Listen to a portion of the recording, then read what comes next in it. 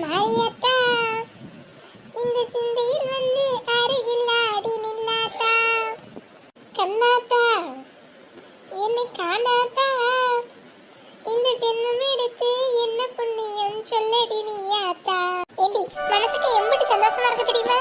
உங்களுக்கு மட்டுமா? எனக்கு தாங்க. ரொம்ப நாளா நினைச்சுக்கிட்டு கிடந்தேன், ஊருக்கு போய் ரொம்ப நாள் ஆச்சு, குலதெய்வ கோயிலுக்கு போகணும், பொங்கல் வைக்கணும், கடா வெட்டணும், விருந்து போடணும்னு. இன்னைக்கு எப்படியா சாமியை வந்து அத்தை கனவுல சொல்லிருச்சு. குருவி சொல்ற அம்மா வந்து கரெக்டா சொல்லிட்டு போயிட்டாங்க. போயிட்டு வந்தாதான் திருப்திப்படும். ஏக்கா உங்களுக்கு விஷயம் தெரியாதா? என்னடி விஷயம்? அத்தை கனவு கண்டதான் எல்லாருக்கும் தெரியுமே. அத்தை கனவு கண்டதெல்லாம் உண்மைதான். அந்த சாமியாடி பொம்பளைய நான் தான் அப்படி சொல்ல சொன்னேன். ஏட்டி பாவம், அத்தை பயந்து போயிட்டாங்க. அப்ப நம்ம ஒரு டுபாக்கூரா? ஆமாக்கா, அது சரியான டுபாக்கூரு. 10 வருஷத்துக்கு முன்னாடி எங்க தெருல காய் வித்த பொம்பளை அது. இன்னைக்கு நம்ம அருள் வாக்கு சொல்றேன், குறி சொல்றேன், ஊரைய மாத்திட்டு தெரியும். நெசமாவாட்டி? ஆமா, நம்ம மாமியார் மாதிரி 4 பேர் இருந்தா யாரு வேணா சாமியார் ஆகலாம், யாரு வேணா குறி சொல்லலாம். அப்படியே நம்புறாங்க பாத்தீங்களா? ஆமாண்டி, நான் கூட நெசந்தான் நம்பிட்டேன்னா பாத்துக்க. அதான் சொன்னேன். சரி விடு, நடந்தது நடந்து போச்சு.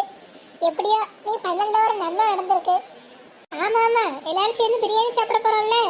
அடி, நான் பிரியாணி சாப்பிட சொல்லடி, கோயிலுக்கு போறது சொன்னேன். சரி, ஆளுக்கு ஒரு நல்லது. உங்களுக்கு கோயிலுக்கு போறது சந்தோஷம், எனக்கு பிரியாணி சாப்பிடுறது சந்தோஷம். அம்பட்டுதான். அதுவும் சரிதான். மல்லிகா கிளவி உங்களை கூப்பிடுது. மல்லிகா என்ன பண்ணிட்டு இருக்க? மேல இருந்து எடுத்து பாத்திரத்தெல்லாம் விளக்கி இந்த கழுவி வச்சத, அதான் எல்லாம் காஞ்சிருச்சு, எடுத்து கொண்டு போய் உள்ள வைக்க போறேன்.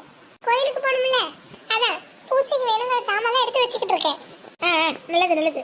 சரி, இப்போ நம்ம ஊருக்கு போறோம்ல, போய் சேலை வாங்கிட்டு வந்துரு, ரூபா தரேன். இந்த கிழவி சரியான ஆளா இருக்கு. அது என்ன, மல்லிகாக்காவுக்கு மட்டும் ஊருக்கு போறதுக்கு சேலை எடுக்க காசு தருது, நமக்கு மட்டும் தர மாட்டேங்குது. புடவை எப்படி இருக்கட்டும்? கிழவி என்ன தர்ம பிரபுவா?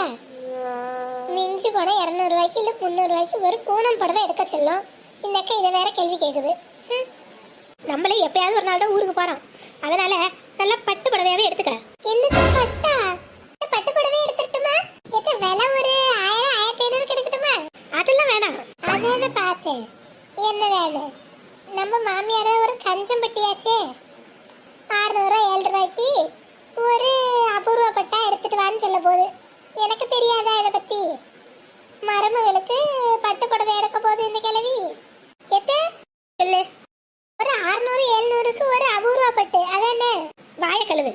அபூர்வ பட்டு 5000 ரூபாய்க்கு நல்லா காஞ்சிபுரம் பட்டா எடுக்க சொல்ல போறேன். அப்ப 5000 ரூபாய்க்கு புடவை எடுக்கட்டுமா? ஆமா மல்லிகா, அதெல்லாம் நீ யோசிக்காத. நல்லா 5000 ரூபாய்க்கு காஞ்சிபுரம் பட்டாவே எடுத்துரு. நம்மளும் என்னைக்காவது ஒரு நாள் தான் ஊருக்கு போறோம், நல்லதா கட்டுறது இல்லையா? இதுக்கு மேல என்னால பொறுக்க முடியாது.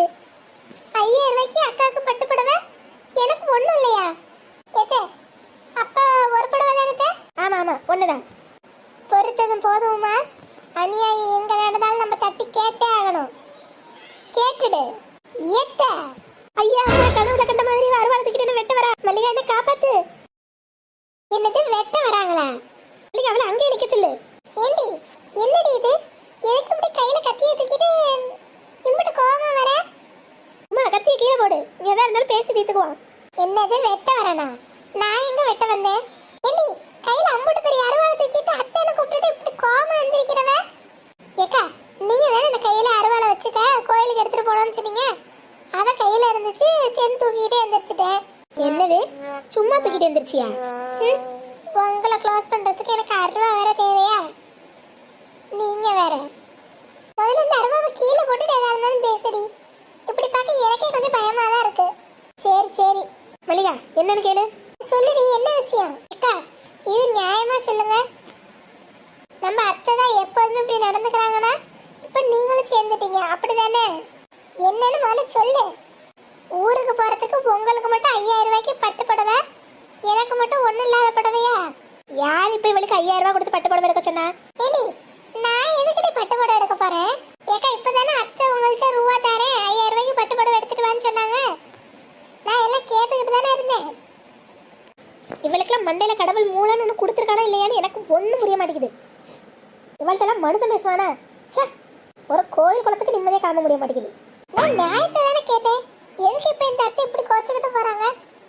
அடியே கிறுக்கி, 5000 கொடுத்து பட்டுப்புடவை எடுக்க சொன்னது எனக்கா உனக்கா இல்லடி, சாமிக்கு. என்னைக்காவது ஒரு நாள் தானே ஊர்ல இருக்க சாமி கும்பிட போறோம். அதான் 5000 போட்டு பட்டுப்புடவை எடுத்து சாமிக்கு கட்டணும்னு அத்தை வேண்டிக்கிட்டாங்க. அதுக்குதான் வாங்க சொல்லி காசு தாரேனாங்க. அதுக்குள்ள தேவையில்லாம உம்புழக்கா. ஓ அப்ப சாமிக்கா? அப்ப எனக்கு நினைச்சு சண்டை போட்டா அப்படித்தானே? சாச்சா அப்படி இல்லக்கா, உங்களோட சேர்ந்து நானும் வாங்கிக்கலாமேன்னு பார்த்தேன். ஏண்டி நம்ம மாமியார் பத்தி உனக்கு தெரியாதா என்ன? 5 ரூபாய்க்கு மல்லிப்பூவே இந்த கிழவி வாங்கி தராது. இது 5000 போட்டு உனக்கு எனக்கும் பட்டுப்பட்டு எடுத்துட போதா? ஏண்டி கோபப்படுறதுக்கு ஒரு நியாயம் வேணாம்? நினைச்சக்கா அப்பவே சந்திக்கப்பட்டேன். ஏதோ கொஞ்சம் என்னோட யோசனை தப்பா போயிடுச்சு. சரி விடுங்க, கோச்சுக்காதீங்க. சரி சரி, புடவை எடுக்க கடைக்கு போறேன், நீ வரியா? டெஃபினெட்லி. வேற வேலை? சரி சரி கூட வா, பைய தூக்கவாது உதவும். என்னது பை தூக்கவா? கூட போனா ஏதாவது அந்த அக்கா வாங்கி தருவாங்கன்னு பார்த்தேன். வர வழியில பானிபூரி ஜூஸ்ன்னு 4 குடிச்சிட்டு வரலான்னு பார்த்தா பைய தூக்கம் ஆகுங்கிறாங்க. சரி சரி, இதெல்லாம் சாப்பிட்டுட்டு பைய தூக்கிட்டு வந்தா என்ன?